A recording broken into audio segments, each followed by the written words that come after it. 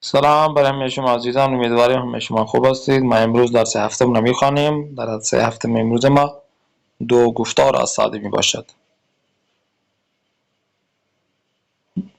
اول حدیث پیامبر را میخوانیم. میفرمایند خداوند به واسطه نیکی به پدر و مادر عمر انسان را افزون میکند कि परवरदिगार आप लोग जो वालिदैन के साथ नेकी करते हैं उस नेकी की वजह से इंसान की उस बंदे खुदा की उम्र में इजाफा करता है. خب لطفاً پاسخ دهید. چرا مادر از جوان دل آزرده شده و گریست؟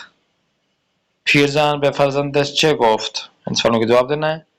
میان دو دشمن چگونه باید سخن گفت و چرا؟ سعدی سخن چین را به چه کسی تشبیه کرده است؟ خب لطفاً جمله بسازید. گریان، آغوش، شرمنده، درشتی، عاقلانه، فراموش کردن. حرف پ کامل کنید. واژه، مانع و ترکیب اضافه یا وصفی را بنویسید. مثلا که مثال داده شده است: آتش یعنی آنچه از سوختن مواد به وجود می آید و گرم شعله و نور دارد. آتش بخاری. هیزم، سخن چین، شرمنده و بیباک. حرف تا لطفاً واژه سازی کنید. مثل دل، دل باخته، جوان، جوان مرگ، سخن، سخنران، شیر، شیردل، शर्म शर्मगीन و همینطور जो इसके अलावा जो जुमले बनते अल्फाज बनते वो आपने लिखना है. حرف ثا کامل کنید. واژه هم مانع مخالف و هم مخالف را بنویسید. فراموش کردن، عاقلانه، گریان، بیچاره، خلوت. خوب جایگزین کنید.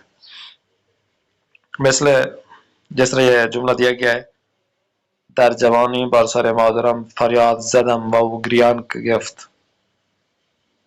پسرم خدا تو را ببخشد. خب این جو الفاظ हैं: داد زد، فرزندم بیامرزد، میان سالی با گریه ببخش. इनको इस जुमले के अंदर ही ऐड कर देना है, रिप्लेस कर देना है. خب